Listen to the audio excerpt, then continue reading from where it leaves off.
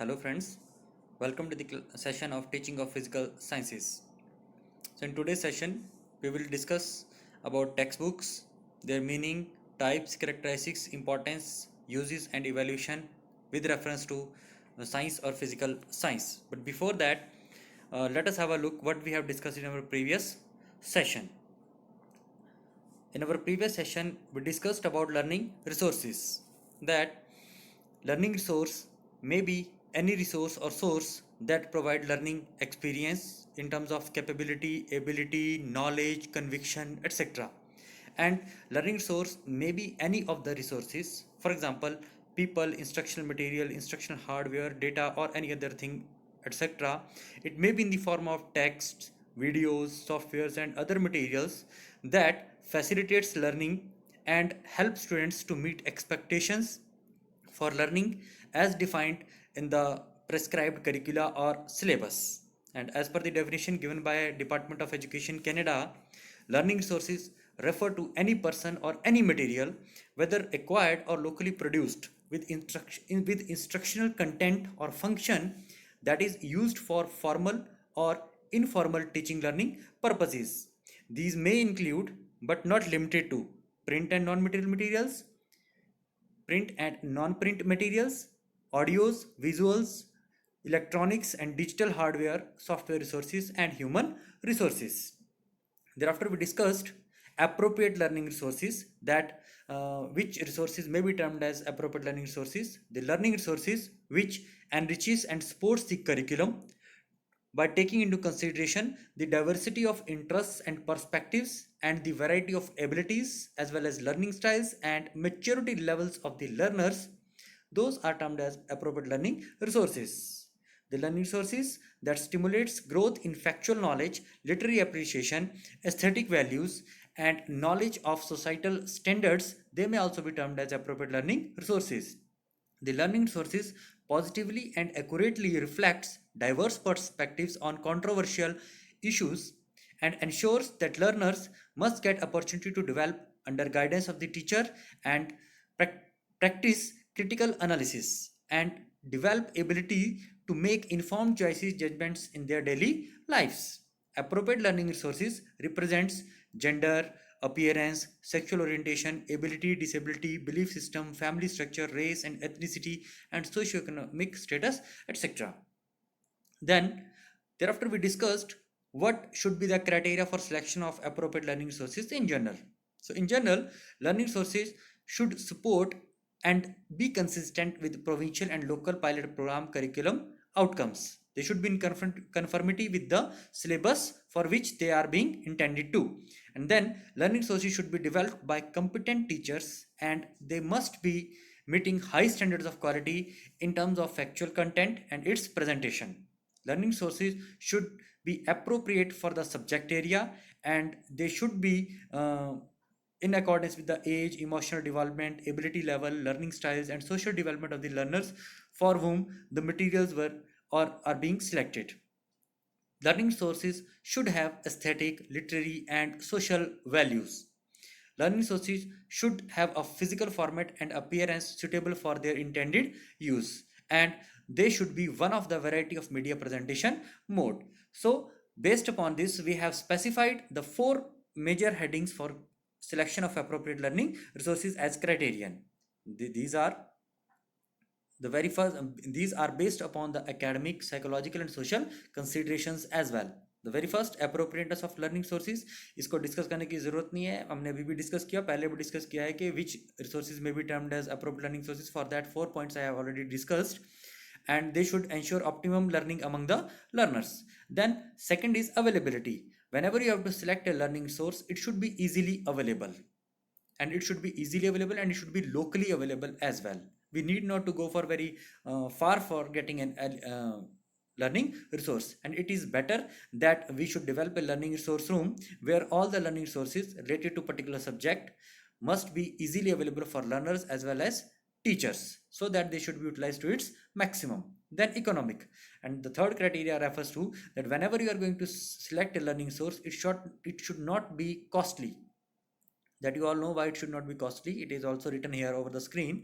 And we may go for classroom learning resources, improvised learning resources, and locally available learning resources for better choice. And then fourth and the most important, whenever you are going to select a learning source, it must have safety in it. That means it should be safe for the users, that is teachers and learners. So this we have discussed in our previous class. Let us move ahead. So after discussing this, let us have a brief look on the types of learning resources. If we talk about types of learning resources, so they may be categorized into two broad categories, one as print resources and other as non-print resources. So print resources refers to any resource which is in the print form. For example, textbook, popular books, journals, magazines, newspapers, etc. That means which comes on a paper. And non-print resources, those which cannot come on paper in the print form. So they all are termed as non-print resources. They may include audio video materials, people, community, nature, environment, etc., whatever you may think of. And third, ICT has evolved as a major and broad learning resource these days. We will discuss it about it also in our coming sessions. So I am not touching it more, but you all know that ICT has a major role in imparting learning as a learning resource. And you may think of any other kind of resource which may facilitate learning among learners, and it is not covered here, so that may also be termed as a learning resource. So let us move towards today's major topic, that is, as far as textbooks are concerned, the textbook is the most familiar print resource for the teachers and the students. It is developed on the basis of guidelines provided in the curriculum. So if we look at the textbook, ये सबसे पहला और familiar print resource है teachers के लिए भी और students के लिए भी. जब भी लर्निंग होती है स्कूल्स में, स्कूल लेवल पे लर्निंग होती है, तो सबसे पहले जो सबसे बेटर प्रिंट रिसोर्स और फैमिलियर प्रिंट रिसोर्स है वो टेक्स्ट बुक ही होती है. और टेक्स्ट बुक जो है it is developed on the basis of guidelines provided in the curriculum. तो टेक्स्ट बुक को जो करिकुलम जो फॉलो किया जाता है किसी भी पर्टिकुलर बोर्ड में, किसी पर्टिकुलर स्टेट में, किसी पर्टिकुलर क्लास के लिए, तो उसके बेस पर ही टेक्स्ट बुक को जो है वो डिवेल्प किया जाता है. And a textbook, it is a book containing a comprehensive compilation of content in a branch of study with the intention of explaining it. तो जो टेक्स्ट बुक है वो किसी एक branch of study, for example science हो गया, mathematics हो गया, सोशल साइंसेज हो गया, आपका आर्ट्स हो गया, इंग्लिश हो गया, हिंदी हो गया, लाइक दैट, किसी एक पर्टिकुलर ब्रांच में जो कंटेंट होता है उस लेवल के लिए उसकी कंप्रहेंसिव कंपाइलेशन होती है, और उसकी इंटेंशन ये रहती है कि उसको प्रॉपर से एक्सप्लेन किया जा सके, ताकि जो इसको पढ़ाने वाला है वो उसको बेटर एक्सप्लेन कर सके, टीचर बेटर एक्सप्लेन कर सके, और जो लर्नर है वो उसको बेटर तरीके से लर्न कर सके, समझ सके. And why do we produce textbooks? Textbooks are produced to meet the needs of educators. Basically textbook जो है वो एजुकेटर्स की नीड्स को मीट करने के लिए बनाई जाती हैं, और ये यूजुअली एट एजुकेशन इंस्टीट्यूशन के लिए ही बनती है. अब ये एजुकेटर कौन है? ये एजुकेटर जो है वो टीचर हो सकता है, क्योंकि टीचर ने ही फैसिलिटेट करनी होती है learning among the learners. Firstly ऐसा नहीं है कि वो सीखते नहीं है, लेकिन जब हम किसी पर्टिकुलर क्लास में पढ़ रहे हैं, किसी पर्टिकुलर सिलेबस को पढ़ रहे हैं, सो वहाँ के लिए जो है वो टीचर जो है वो फैसिलिटेट करवाते हैं learning among the learners. So that is why text books are produced to meet the needs of educators. And the books used at school level are mostly referred to as text books. और generally जो books हम school level पे use करते हैं, for example 1st to 10th या 1st to 12th class जो books use की जाती हैं उन्हीं को ज़्यादातर हम टेक्स्ट बुक रेफर करते हैं. ऐसा नहीं है कि सिर्फ वही हैं. Sometimes in case of engineering, ITIs और other areas we also use text books, but mostly ये स्कूल लेवल पे रहता है, बिकॉज जैसे हम हायर लेवल पे जाते हैं द नॉलेज जो है वो एक्सपैंड हो जाता है, और उस नॉलेज को किसी एक बुक में सीमित कर रखना जो है वो पॉसिबल नहीं होता है. तो वहाँ पर हम जनरली वर्ड यूज़ करते हैं बुक. टेक्स्ट बुक सिर्फ हम स्कूल कंटेक्स्ट में ज़्यादातर यूज़ करते हैं. And there is one interesting fact, the very first book that has been printed on this earth is printed in China in 868 BC. So आप देख सकते हैं कि कितना समय पहले जो थी वो फर्स्ट बुक जो थी वो प्रिंट की गई थी. और आज के दौर में तो बहुत सारी बुक्स जो हैं वो बहुत तेज़ी से प्रिंट होती हैं. इवन मतलब every year we have new books printed at a large scale. So let us move further. I have compiled two pictures of science books which are published by NCERT during this year, particularly 2020-2021. So this is a picture of science textbook for class 6 and science textbook class 10th. You can also see these pictures you can see these books at NCERT website which are available in the PDF version, और इसकी app भी है पाठशाला जहाँ पर आप इन books को detail में देख सकते हो. Further, types of textbooks. So generally अगर हम बात करें, textbooks may be classified into two broad types. One as text book itself and other as work book और प्रैक्टिस बुक. तो ज़्यादातर टेक्स्ट बुक को हम दो तरह से क्लासीफाई करते हैं कि एक तो टेक्स्ट बुक अपने आप में टेक्स्ट बुक कहा जाता है और उसको सपोर्ट करने के लिए एक वर्क बुक और प्रैक्टिस बुक जो है वो साथ में तैयार की जाती है. कई बोर्ड जैसे CBSE बोर्ड है उसमें प्रैक्टिस बुक्स वर्क बुक्स बनती हैं, लेकिन कई जगह नहीं बनती. अगर NCERT की बात करें तो उन्होंने जो प्रैक्टिस के लिए जो एक्सरसाइजेज होती हैं वो बुक में ही डाली होती हैं, but we can categorize them into two forms as text book and work book और practice books. Sometimes a third type is also confuse with type of text book, that is supplementary reader और supplementary text book. And ये supplementary reader और supplementary text book किस लिए होता है? ये particularly 9th 10th 11th 12th level पे इसको यूज़ किया जाता है कि मोर प्रैक्टिस करवाने के लिए, मोर एक्सपीरियंसेस लर्नर को देने के लिए और प्रैक्टिस पर्पज़ के लिए सप्लीमेंट्री प्रॉब्लम्स होती हैं, एक्सप्लेनेशंस होती हैं, एक्सपेरिमेंट्स होते हैं, क्वेश्चंस होते हैं, ताकि बच्चे उसको प्रैक्टिस कर सकें और वो अपने नॉलेज को एनहांस कर सकें. और इन सब्जेक्ट साइंस की अगर हम बात करें, we have 3 or 4 types of text books of science. एक तो हम टेक्स्ट बुक की बात करेंगे जो जनरल साइंस की होती है, उसके बाद वर्क बुक या प्रैक्टिस बुक हो सकती है. एंड समटाइम्स कुछ इंस्टीट्यूशन में या कुछ बोर्ड्स में, कुछ स्टेट्स में प्रैक्टिकल बुक जो होती है वो प्रैक्टिकल्स के लिए बनाई जाती है. ज़्यादातर आप लोगों ने 11th 12th स्टैंडर्ड पर प्रैक्टिकल बुक्स को यूज़ किया है. So they may also be referred to as a kind of text book. And the supplementary reader or text book जो अभी हमने ऊपर डिस्कस किया कि to support or supplement the material which is already presented in the text book, उसको supplement करने के लिए, उसको एनरिचमेंट के लिए और बच्चे की लर्निंग को और एनहांस करने के लिए हम सप्लीमेंट्री बुक्स जो है वो उसको यूज़ करते हैं. So they may be termed as text books. And in terms of subjects और डिसिप्लिन की बात करें, we may also classify text books as mathematics text book, science text books, English text book, social science text book, Hindi text book etcetera. So ये कुछ general types हैं text books के जिसको हम क्लासीफाई कर सकते हैं. और ये मेरी पर्सनल सोच भी है कि जो टेक्स्ट बुक्स हैं वो इसी लेवल पे हम डिवाइड कर सकते हैं, क्योंकि जब हम बड़े लेवल पे जाते हैं वहाँ पर एक्सप्लेनेशन तो होती है बट वो करिकुलम की गाइडलाइंस के अकॉर्डिंग होती भी है और नहीं भी होती है. एक लर्नर जो है हायर लेवल पे या यूँ कह सके टर्शरी लेवल पे जो है एक या एक से ज़्यादा डिफरेंट ऑथर्स की बुक को पढ़ सकता है. उसमें कोई पर्टिकुलर होता है कि आपको एक पर्टिकुलर कोर्स के लिए एक ही बुक पढ़नी है. फॉर एग्जांपल अभी आप जैसे टीचर ट्रेनिंग प्रोग्राम कर रहे हैं, यहाँ पे अगर आपने टीचिंग ऑफ साइंस की बात करी so the number of books are available to cover a particular syllabus of this particular university. तो इतनी सारी बुक्स हैं but they are not referred as text book, they may be referred as reference books जो अलग तरह के हैं. यहाँ हम सिर्फ टेक्स्ट बुक की बात कर रहे हैं. We have to understand what actually text books are. Then let us take now text book in science. अगर हम इन साइंस टीचिंग की बात करें, the importance of text book as a resource material can not be underestimated, because science teaching learning जो है text book के बिना हम प्रॉपर नहीं करवा सकते हैं. फर्स्ट जो रिसोर्स मटेरियल है वो जो लर्निंग रिसोर्स है that is a text book in science. And the text book is almost widely used of educational teaching instruments. जितने भी एजुकेशनल टीचिंग इंस्ट्रूमेंट्स हैं उसमें सबसे ज़्यादा यूज होने वाला जो इंस्ट्रूमेंट है वो टेक्स्ट बुक की है. Indeed the text book is almost synonymous with schooling. यहाँ भी वही बात है जो मैंने पहले डिस्कस किया कि जब भी हम स्कूल कंटेक्स्ट में बुक की बात करते हैं तो we talk about text books only, right. And this definition was given by Thurber and Collette in 1964. अब टेक्स्ट बुक जो है once it was considered as a main source of information.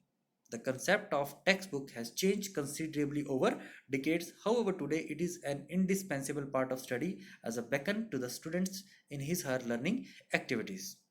एक समय था जब हम सिर्फ टेक्स्ट बुक को ही मेजर सोर्स मानते थे इन्फॉर्मेशन का.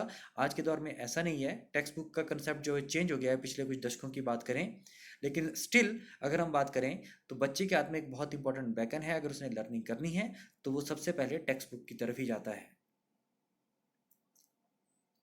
Then a science textbook is usually divided into sections or units. अगर हम साइंस टेक्स्ट बुक की खासियत की बात करें तो ये यूजुअली डिवाइड होती है कुछ सेक्शंस में और यूनिट्स में which are built around specific topics. I will show some pictures of science textbooks which I have taken from NCERT website, the soft versions, and I will show you after this slide. And let us have a few looks. What are the characteristics there in books?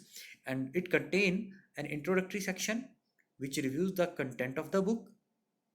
इसमें एक introductory section होता है जो review करता है content of the book का। Attempt to define science, science को define करने की अटेम्प्ट की जाती है। वैसे ये जनरल रूल है कि साइंस मस्ट बी डिफाइंड, लेकिन अगर एक बार डिफाइन कर दिया तो उसको कॉन्टिन्यूटी में बार बार डिफाइन नहीं करते हैं, right.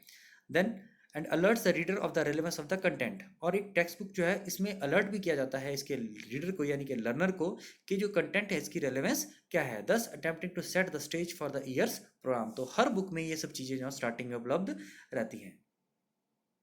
For example, you can see the content portion here.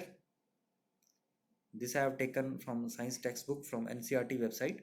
और आपने भी अगर बुक्स देखे हैं तो कंटेंट, सबसे पहले कंटेंट्स भी आप इसी तरह से देखते हैं। And there are foreword, NCERT के डायरेक्टर NCERT का फॉरवर्ड है, तो this is introductory part. Similarly, there is a preface. It is also introductory part. This is from Chief Advisor of Textbook Department Committee. This is again the introductory part. Then you can see acknowledgements that who have contributed for the preparation or production of this book, and then note to the students. So these are given in the text book for enhancing the learning. Then further, each section in the textbook starts with provision for some activity that prepares people for the work and to the body of each section. हर जो section है text book में एक provision होता है किसी activity का जो बच्चे को तैयार करता है वर्क करने के लिए to the body of each section, और हर सेक्शन में ये रहता है। And each section presents printed information, हर सेक्शन में प्रिंटेड इन्फॉर्मेशन होती है जिसको सप्लीमेंट किया जाता है इलस्ट्रेशन से। एंड उसमें सुजेशन होता है सप्लीमेंट्री एक्टिविटीज़ का भी कि कुछ बच्चे एक्सपेरिमेंट खुद कर सकते हैं, डेमोन्स्ट्रेशन होती हैं, कुछ रीडिंग सुजेस्ट की जाती हैं for the enrichment of learners and the enhancement of learning among the learners. And all units and with questions for evaluation along with A list of expected learning outcomes, और सारे units के and में कुछ question दिए जाते हैं ताकि जो एक्सपेक्टेड लर्निंग आउटकम्स हैं उनको चेक किया जा सके। एंड टेक्निकल वर्ड्स यूज, और लास्ट में टेक्निकल वर्ड्स अगर कुछ यूज होते हैं तो उनकी एक्सप्लेनेशन भी दी गई होती है। I will show this in my coming slides, you can see all these things जो यहाँ पे हम डिस्कस कर रहे हैं। Then let us continue further. And modern text books provide glossary of the technical terms at the end of the book. कुछ technical words होते हैं और कुछ ग्लॉसरी होती है, they are one and the same thing. And biographical sketches of scientists and accounts of specific developments are given in an attention capturing manner by bold faces. अब देखो ये भी एक खासियत है टेक्स्ट बुक की कि जो बायोग्राफिक स्केचेस साइंटिस्ट के वो भी बुक्स में कहीं बॉक्स बना के दिए होते हैं। आप लोगों ने देखा होगा कि जब हम कोई इंपॉर्टेंट कंसेप्ट पढ़ रहे हैं वहाँ पे किसी ने अगर इन्वेंशन किया है तो बॉक्स की फॉर्म में उसकी इन्वेंशन जो है उसको वहाँ पर शो किया होता है। That I will also show you in coming slides, you can see there. So science text book की एक खासियत रहती है, आगे भी हम डिस्कस करेंगे करेक्टराइज की, but I am just explaining in this general way. Then good science text books close with name index and subject index. जो अच्छी साइंस बुक्स होती हैं वो नेम इंडेक्स या सब्जेक्ट इंडेक्स के साथ एंड करती हैं to help students refer to the relevant pages, जो आपने अक्सर देखा होगा। I will also show you in my upcoming slides. So let us have look at these slides. So you can see here this is the chapter 1 chemical reaction equation. I think it is class 10th I have taken. So the topic is given, just start to consider the following situation of daily life and think. So general daily life से शुरू किया है। Then activity इसमें बताई गई है, उसमें question भी दी गई है, how to do the activity picture के साथ उसको इलस्ट्रेट किया गया है। एंड उसके बाद एक्टिविटी 2 दी गई है, एक्टिविटी 3 दी गई है, like that you can also C. So here another activity is given and after in activities को करने के बाद जो ऑब्जर्वेशन आती है उसका तरीका भी दिया गया है, that is given. Then chemical equation वो एक्सप्लेन की गई हैं डिटेल में, so you can see. Then exercises are given at the end, then suggested activity, carry out the following activity, then questions for evaluation and the glossary of the terms जो हमने अभी discuss किया। सो ये सारी चीज़ें science text book या यूँ कहें कि किसी भी टेक्स्ट बुक की ये सारी विशेषताएं उसमें इस तरह से इंफॉर्मेशन को प्रेजेंट किया जाता है for explaining the content for learning among the learners. So you can also C eight the and index is given. So with the help of index the different terms are explained with page numbers, so student can look for any particular term and he or she can search on a particular page there. Then some additional information is given in the box form. In the central image you can see do you know, like that, and the information about scientist invention J.J. Thomson के बारे में जो information थी वो science में दी गई है। So you can see like this These are the information which are present in the text books. Now let us go for the characteristics of a good textbook. अगर हम जो हमने अभी तक डिस्कशन किया है टेक्स्ट बुक्स क्या होती है, साइंस में क्या होता है, उनमें क्या चीज़ होती है, तो वहाँ से हम इन पॉइंट्स को करते हैं. तो थर्बर और कलेट ने सुजेस्ट किए थे 6 criteria in the selection of good text book. We will discuss them one by one. The very first it is content, second is organisation, third is literary style and vocabulary, fourth is illustration, fifth is teaching aid, sixth is mechanical makeup and appearance. So let us discuss them one by one.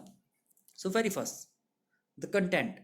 The textbook should be appropriate for the age level and experience of the pupils. तो सबसे पहले content की अगर बात करें तो text book जो है वो बच्चों के एज लेवल और उनके एक्सपीरियंसेस के बेस पे ही होनी चाहिए. Second, the subject matter of the text book should be consistent with the needs and interest of the pupils. तो कंटेंट जो है वो बच्चे की ज़रूरत और उसकी रुचि के हिसाब से होना चाहिए. The content should reflect the unknowns and uncertainties in science as well as the known. जो कंटेंट है वो क्या पता नहीं है इस चीज़ में और क्या पता है उस सब अनसर्टेनिटीज को साइंस में जो है उसको एक्सप्लेन करने वाला होना चाहिए. The content should cover the prescribed syllabus. और सबसे बड़ी बात, जो टेक्स्ट बुक है वो एक प्रेस्क्राइब्ड सिलेबस को कवर करने वाला होना चाहिए उस टेक्स्ट बुक का content. Then factual materials given in the text book must be accurate. और जो फैक्ट्स या फैक्चुअल मटेरियल जो दिया होता है वो एक्यूरेट होना चाहिए. आपने भी पीछे इमेजेस में भी ये सब चीज़ें देखी होगी रिगार्डिंग कंटेंट, जो इमेजेस मैंने अभी आपको पिछली स्लाइड्स में दिखाई थी. Let us go for the second, organisation. अब बुक को ऑर्गेनाइज करना है, that is also important part, because जब हम ऑर्गेनाइज फॉर्म में इंफॉर्मेशन प्रेजेंट करते हैं तो लर्निंग बेटर होती है. अब ऑर्गेनाइजेशन एक टेक्स्ट बुक की कैसी होनी चाहिए? You know, there are different patterns of organization that are common in science textbooks. आप सभी ने साइंस पढ़ी है तो you know all these things. Just you have to recall all those times. You have to memorize those when you were learning your science. अगर हम college text books की बात करें, they follow the logical organization. College text books में logical organization होती है, in which the concepts and principles are developed in a way that an educated person might organize them. इस तरह से होते हैं कि जो एजुकेटेड या पढ़ा हुआ समझदार व्यक्ति है उसको ऑर्गेनाइज करते हैं. The logical organisation is often deductive in nature. और जो लॉजिकल ऑर्गेनाइजेशन होती है वो डिडक्टिव होती है. दैट मीन्स पहले हम रूल स्टेट करते हैं फिर उसके एग्जाम्पल्स की तरफ चलते हैं. And the second type, psychological organisation, and it is followed in school level textbooks in which material is presented from the pupil's viewpoint. So there are two difference. जब हम टर्शियरी लेवल पे जाएंगे so we have logical organization of the content, और जब हम school level की बात करते हैं we have psychological organization at the school level from this pupil's point of view, and the approach is mostly inductive. तो स्कूल लेवल पे approach होती है इंडक्टिव होती है. That means we follow from example to rule, and we can see the following points which must be covered or considered while organization of the textbook. First, the content should be organized from simple to complex. Induction का rule है, inductive है nature में. The organization should follow the inductive development of the content. वही बात फिर से आ रही है. Whenever possible, the subject matter should be presented as a problem that has no ready solution. और हमें एक सब्जेक्ट मैटर को ऐसे प्रेजेंट करना चाहिए कि एक प्रॉब्लम है जिसका हमारे पास पहले से सॉल्यूशन नहीं है, तो हमें एग्जांपल्स देखकर, एग्जांपल्स कोट करके उसके सॉल्यूशन तक पहुंचना होता है. Fourth, the organization of the content should challenge the attention and hold the interest of the pupil. अब कंटेंट ऐसा होना चाहिए कि वो बच्चे की अटेंशन को कैप्चर करने वाला होना चाहिए और बच्चे के इंटरेस्ट को पकड़ कर रखे. The next, the content organization units should be of suitable size and arranged into a well connected course. और जो ऑर्गेनाइजेशन कंडक्ट की है एक सुटेबल साइज की होनी चाहिए. जैसे कि पर्टिकुलर छठी कक्षा की बात करें, 7वीं की बात करें, तो उस लेवल के हिसाब से होना चाहिए. ठीक है.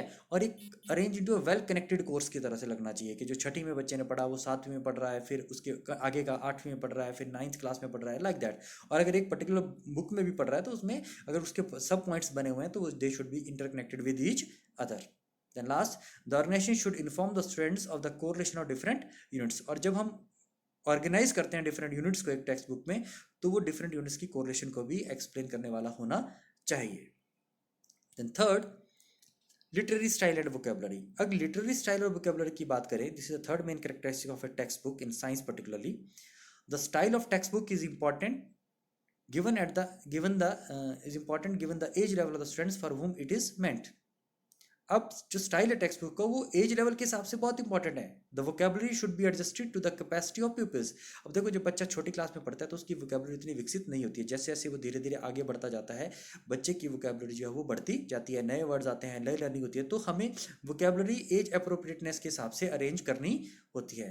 And technical terms should be used only when it is necessary, और टेक्निकल टर्म को तभी दिया जाना चाहिए जब उसकी ज़रूरत है। अननेसेसरी हायर या टेक्निकल टर्म जो है यूज़ नहीं करनी चाहिए फॉर बेटर लर्निंग। तो ये टेक्स्ट बुक की खासियत है कि उसका लिटरेरी स्टाइल ऑफ वोकैबुलरी कैसी होनी चाहिए। And there are computer programs that will evaluate the appropriateness of vocabulary used in a textbook for specified age level. और इसके लिए हम कंप्यूटर प्रोग्राम से भी ये सब चेक कर सकते हैं। The readability of a text book is an important consideration in its evaluation.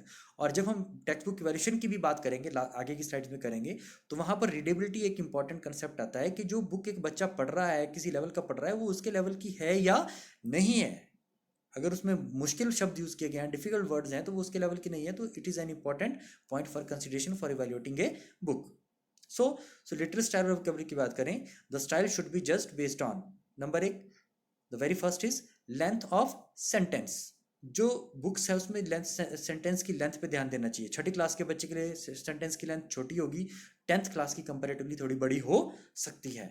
उसी तरह से 7th 8th 9th, तो लेंथ ऑफ सेंटेंस जो है वो अप्रोप्रिएट लेवल के अकॉर्डिंग होनी चाहिए। डायरेक्टनेस ऑफ सेंटेंस, और सेंटेंस कितना डायरेक्ट है, कितना डायरेक्ट कर रहा है बच्चे को, इसके ऊपर ध्यान देना चाहिए। बच्चे को ऐसा लगे कि ये मुझसे बात कर रही है। नंबर ऑफ आइडियाज पर सेंटेंस, और एक सेंटेंस में कितने आइडियाज डालने हैं, that also should be taken care. Use of lead sentences for a paragraph, और जब एक पैराग्राफ शुरू होता है तो उसके लिए एक लीड सेंटेंस स्टार्टिंग एक खास जो है वो लीड सेंटेंस जो है वो यूज किया जाना चाहिए। एंड कंटिन्यूटी ऑफ थॉट, और जब एक पैराग्राफ चल रहा है उसका दूसरा पैराग्राफ रहा है तो जो थॉट है उसमें भी कंटिन्यूटी होनी चाहिए।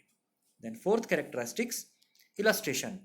और एक अच्छी क्वालिटी बुक्स की बात है कि उसमें इलस्ट्रेशन जो है with the help of pictures, activities, ये बहुत अच्छे से दी होती है। आपने भी पिछली जो इमेजेस देखी थी जो मैंने आपको दिखाई थी, यू मस्ट हैव सीन की एक्टिविटी दी गई है, उनके डायग्राम्स जो है वो बनी हुई हैं और प्रॉपर बनी है, पिक्चर्स प्रॉपर हैं ताकि बच्चा उससे समझ सकता है। और उसमें कलरफुल उसको बनाया है। There are colour differences made. जो टेक्स्ट रिटन है वो वाइट में है, वाइट और ब्लैक में है, इमेज है ब्लू में है, एक्सरसाइज ऑरेंज में है या पिंक में है। So colour differences are there to make it attractive. तो इलस्ट्रेशन बुक की बहुत अच्छी होनी चाहिए। The quantity and quality of illustration needs consideration, इसको बहुत ध्यान देने की जरूरत है।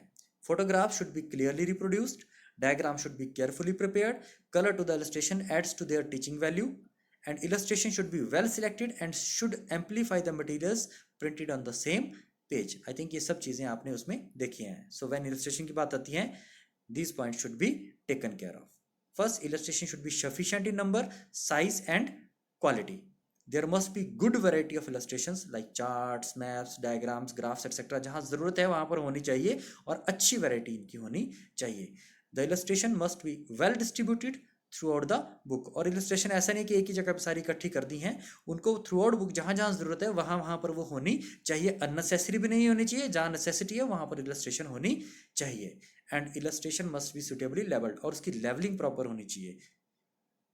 पिक्चर को डिस्क्रिप्शन होनी चाहिए, उसके अंदर जो पार्ट्स हैं उनकी लेवलिंग होनी चाहिए। जो आपने पीछे इमेजेस हैं आप उनमें भी देख सकते हैं, the images and the illustrations are properly labelled. Then fifth point, teaching ads.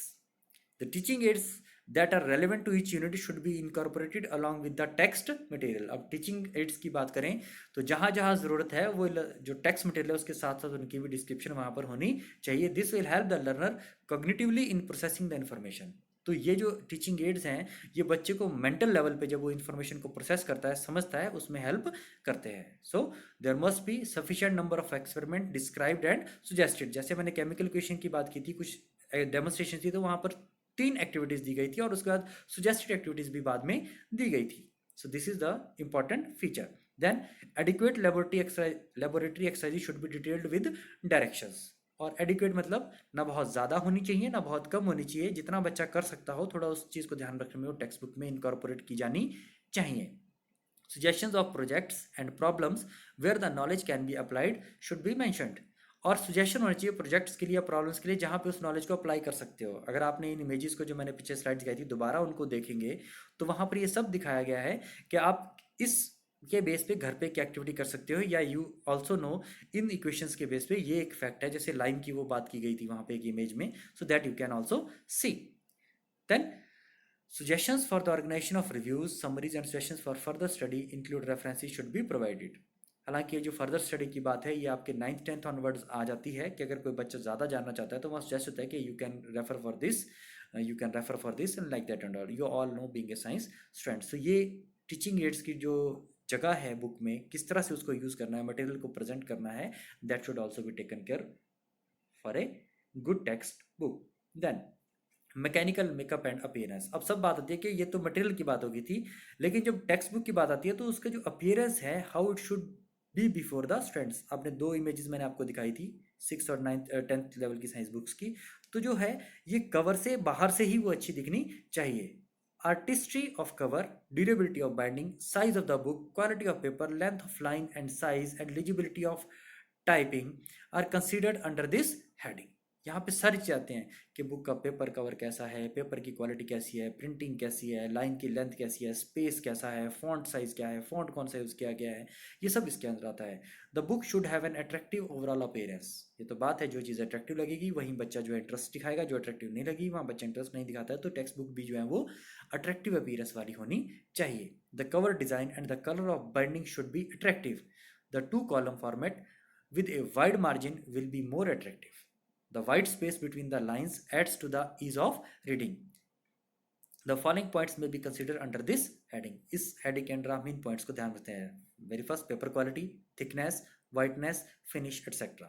Then printing font size appropriate for the age level, spacing between lines and words, attractive cover, strong and durable binding, and reasonable cost. इसकी reasonable cost होनी चाहिए. So these were the 6 characteristics which describe this, which were described by Thurber and Collett.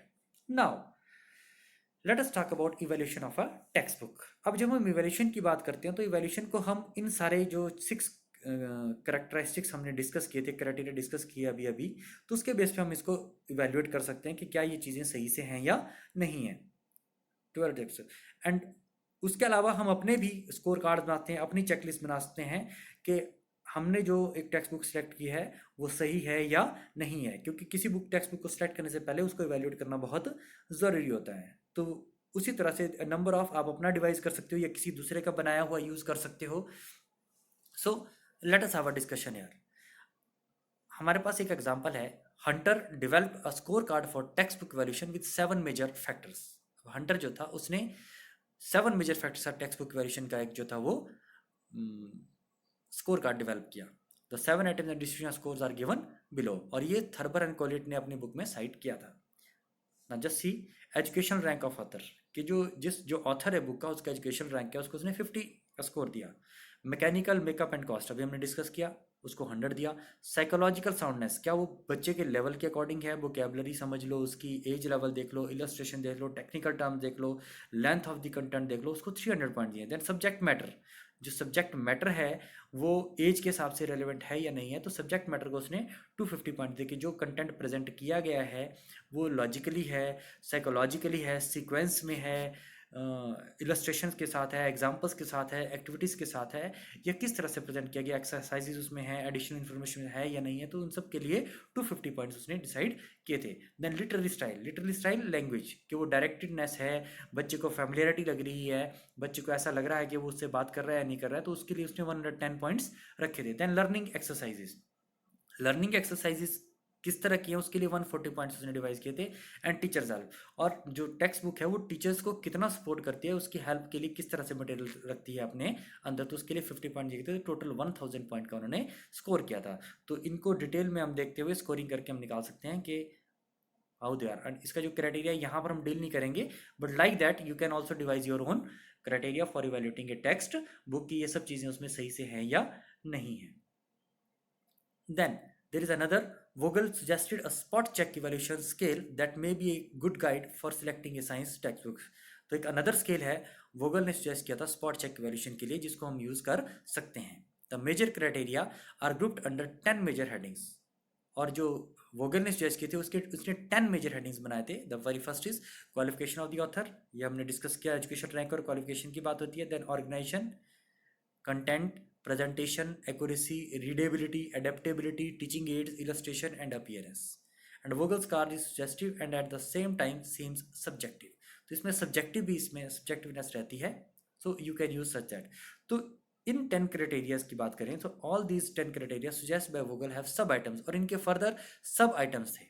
जैसे qualification author है उसमें कुछ और चीज़ें आ गई, ऑर्गेनाइजेशन के अंडर सब हेड्स आ गए। So the first two heads have 4 each. अब देखो इसमें बताया गया है जो फर्स्ट टू हैं क्वालिफिकेशन और ऑर्गेनाइजेशन उसमें 4 थे, and the rest 8 heads have 5 each, और एक में 5 सब हेड्स थे। Each sub item is considered while scoring, और जब हमने स्कोरिंग की बात की तो हर सब आइटम को स्कोर कंसीडर किया जाता है। Each sub item has a value of 2 points and the score obtained for each head is termed as partial score. The value of each item under each head is totaled against the part of score, and the partial scores of each head were then counted and the overall value is scored. तो जिसकी जितनी ज़्यादा value आएगी that book is वो book उतनी बढ़िया होगी। So this is how we can evaluate a text book. आप अपनी चेकलिस्ट बना सकते हैं, उसमें रेटिंग स्केल यूज़ कर सकते हैं जो आपने अपने पिछले कोर्स में असेसमेंट फॉर लर्निंग के अंदर आपने tools and techniques of evaluation and assessment जो पढ़े होंगे उसके बेस पे आप इन चीज़ों को डिवाइस कर सकते हो। Then last, uses and importance of science text books. अगर यूजेस की बात करें तो साइंस, ये आप सभी जानते हैं कि बिना टेक्स्ट बुक के हम साइंस लर्निंग नहीं करवा सकते। ये सबसे ज़्यादा और इम्पॉर्टेंट लर्निंग रिसोर्स है। Science text book provides authoritative information for the peoples to supplement classroom instruction and laboratory work. I think आप ये सभी जानते हैं, इसको ज़्यादा डिस्क्राइब करने की ज़रूरत मुझे नहीं है। It is a source of factual materials in the preparation of assignments both for teachers and for students. It provides the necessary illustrations that help in easy comprehension of ideas. It supplies follow-up exercises, numerical problems, and other learning devices which would serve as means of applying the knowledge gained. कि हम जो knowledge gain को हम कैसे real life में apply कर सकते हैं. It helps pupils in systematic revision. It provides description of processes, particularly those outside the experience of pupils. It provides a background for thinking and further study. इसमें भी बताने की जरूरत नहीं है कि अगर सोचना हो और आगे बढ़ना हो तो बैकग्राउंड हमें टेक्स्ट बुक से ही मिलता है, और डिस्क्रिप्शन ऑफ प्रोसेसेस की बच्चों के एक्सपीरियंस के बाहर जो है वो टेक्स्ट बुक से ही मिलती है। And it supplement students with biographical and historical sketches to realize the cultural value of science. तो ये कुछ यूजेस हैं जहां हम साइंस टेक्स्ट बुक को यूज़ करते हैं, या ये इंपॉर्टेंस टेक्स्ट बुक की क्यों हमारे लिए साइंस टेक्स्ट बुक जो है वो इंपॉर्टेंट रहती है। You can also add up, अगर आपके दिमाग में कुछ और पॉइंट्स आते हैं, you can also add up to these points and you can do like that. Thank you, have a nice time.